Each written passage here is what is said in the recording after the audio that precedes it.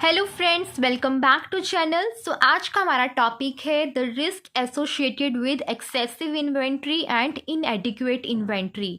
कि अगर एक बिजनेस में एक्सेसिव इन्वेंट्री है तो उससे एसोसिएटेड रिस्क क्या क्या हो सकते हैं, और अगर एक बिजनेस में इनएडिक्वेट इन्वेंट्री है मतलब कि ज़रूरत से कम इन्वेंट्री है तो उससे एसोसिएटेड रिस्क क्या क्या एक बिजनेस को देखने पड़ सकते हैं। ठीक है, तो वो आज हम डिटेल में समझेंगे। ठीक है, तो स्टार्ट करते हैं। सबसे पहले हम एक्सेस इन्वेंट्री से रिलेटेड जो रिस्क है उनको देखते हैं। तो टोटल यहाँ पर 4 रिस्क हैं। पहला रिस्क जो यहाँ पर मेंशन्ड है वो क्या है, एक्सेसिव कैरिंग कॉस्ट। तो आपको समझना है कैरिंग कॉस्ट क्या है। वो कह रहे हैं कि अगर आप एक्सेसिव इन्वेंट्री मेंटेन करोगे तो जो आपकी कैरिंग कॉस्ट है वो भी इंक्रीज हो जाएगी, वो भी एक्सेसिव हो जाएगी। कैसे, कैरिंग कॉस्ट क्या होती है और ये इंक्रीज क्या हो रही है, चलो समझते हैं। कैरिंग कॉस्ट क्या है? Carrying cost means the holding cost of inventory. कि अगर एक बिजनेस एक्सेसिव इन्वेंट्री होल्ड करता है तो उसे जो है कुछ कॉस्ट जो है इनकर करनी पड़ेगी, और वो कॉस्ट के एग्जाम्पल क्या है, स्टोरेज कॉस्ट। स्टोरेज कॉस्ट मतलब जैसे कि स्टोरेज फीस, कोई वेयर हाउस है जहाँ पर आप उसको प्रोडक्ट को स्टोर करोगे, राइट, तो स्टोर फ्री ऑफ कॉस्ट तो हो नहीं जाएगा। अगर आपने रेंटल स्पेस ले रखा है तो रेंट इंक्रीज होगा वहाँ का, और अगर आपका खुद का है तो वहाँ पर जो सिक्योरिटी गार्ड्स के पर्सनल आपको अपॉइंट करने पड़ेंगे उनकी कॉस्ट। ठीक है, तो स्टोरेज से रिलेटेड जो कॉस्ट आएगी उसे कैरिंग कॉस्ट बोला जाएगा। ठीक है, इंश्योरेंस एक्सपेंसेस, अब जो आपका इन्वेंट्री मेंटेन कर रहे हो उसका इंश्योरेंस करवाना पड़ेगा। तो ये जो है सारे के सारे एग्जाम्पल हैं कैरिंग कॉस्ट के, या फिर आप कह लीजिए होल्डिंग कॉस्ट के, और ये जो है डायरेक्टली प्रोपोर्शनल होते हैं to the stock of inventory. कि जितना ज़्यादा जो है आपका इन्वेंट्री होगा उतना ज़्यादा कैरिंग कॉस्ट भी आएगी। ठीक है, higher the inventory higher will be the carrying cost. तो सबसे पहला जो रिस्क है एक्सेसिव इन्वेंट्री मेंटेन करने का वो यही है कि हमारी जो कैरिंग कॉस्ट है वो भी एक्सेसिव हो सकती है।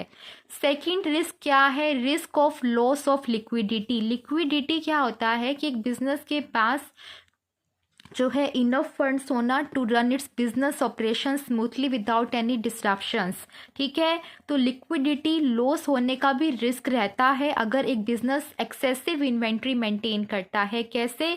क्योंकि अगर एक बिजनेस ने एक्सेसिव इन्वेंट्री जो है मेंटेन कर रखी है मतलब कि उसका ज़्यादा पैसा जो है देन द रिक्वायरमेंट जो है कहाँ पर इन्वेस्टेड पड़ा हुआ है, इन्वेंट्री में, तो उससे क्या होगा कि कंपनी के पास जो कैश है वो कम हो जाएगा, और हो सकता है कि जब ज़रूरत हो तो वो जो है टाइमली एक्शन ना ले पाए और उससे उसके बिजनेस को भी सफ़र करना पड़ जाए। ठीक है, तो लॉस ऑफ लिक्विडिटी का रिस्क भी यहाँ पर रहता है विद एक्सेसिव इन्वेंट्री मेंटेनेंस। ठीक है, थर्ड रिस्क क्या है, रिस्क ऑफ प्राइस डिक्लाइन।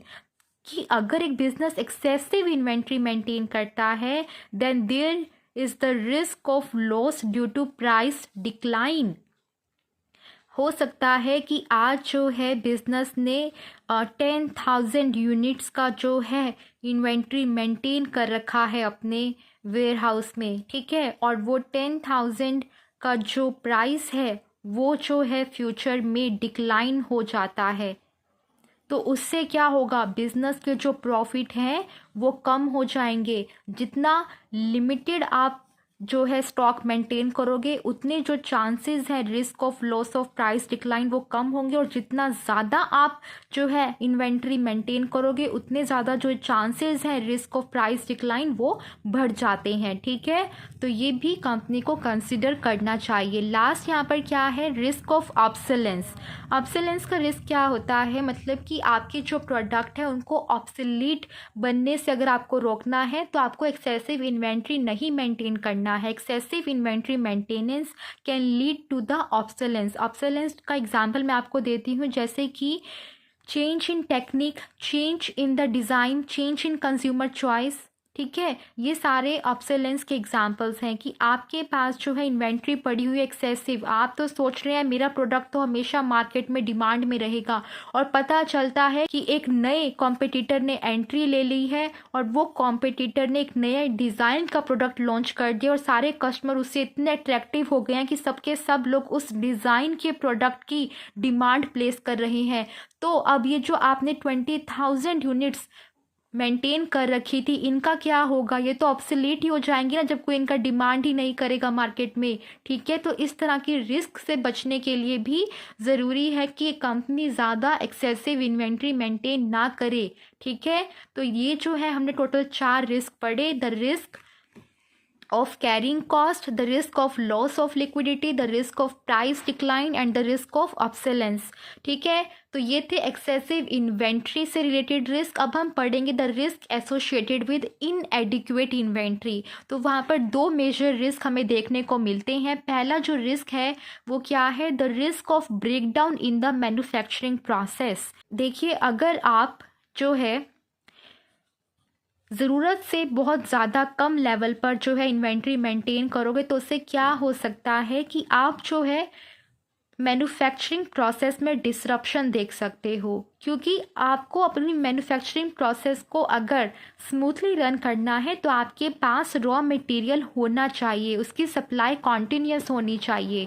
अगर उसमें कोई डिसरप्शन आती है तो मतलब आपकी मैन्युफैक्चरिंग प्रोसेस भी डिसरप्ट हो जाएगी। ठीक है, तो रिस्क रहता है of breakdown in the manufacturing process अगर एक बिजनेस में इनएडिक्वेट इन्वेंट्री है।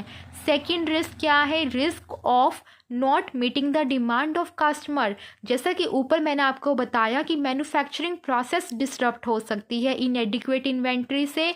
तो अगर आपकी मैन्युफैक्चरिंग प्रोसेस डिसरप्ट हो गई तो इसका मतलब क्या हुआ कि जो कस्टमर्स हैं वो जो है कॉम्पिटिटर के पास स्विच कर सकते हैं। क्यों? क्योंकि आपके पास तो मैन्युफैक्चर प्रोडक्ट्स है ही नहीं। अब वो डिमांड कर रहे हैं, अब वो डिमांड तो प्लेस कर रहे हैं बट आपकी ऑर्गेनाइजेशन सप्लाई नहीं कर पा रही है। अगर आपकी ऑर्गेनाइजेशन उनकी डिमांड को फुलफिल नहीं कर पा रही है तो क्या होगा? कस्टमर्स तो कॉम्पिटिटर्स के पास ही जाएंगे ना, और उसका इम्पैक्ट आपके बिजनेस के ऊपर क्या पड़ेगा कि आपके बिजनेस की जो सेल्स हैं वो डिक्रीज़ होंगी, और सेल्स आपको पता है अगर डिक्रीज़ हुई तो आपके जो बिजनेस के प्रॉफिट हैं वो भी डिक्रीज़ होना शुरू हो जाएंगे। ठीक है, तो ये जो है 2 मेजर रिस्क हैं जो एसोसिएटेड है with the maintenance of इनएडिक्वेट inventory in a firm. ठीक है, तो आई होप सो कि ये जो टॉपिक था the risk associated with excessive inventory and inadequate inventory वो आपको समझ में आया होगा, आपको कोई भी डाउट नहीं रहा होगा। अगर आपको वीडियो अच्छा लगा है, आपका कॉन्सेप्ट क्लियर हुआ है तो प्लीज़ वीडियो को लाइक कीजिए, अपने फ्रेंड्स के साथ शेयर कीजिए, और अभी तक अगर चैनल को सब्सक्राइब नहीं किया है तो सब्सक्राइब कर लीजिए। Thank you very much watching this video. Bye bye.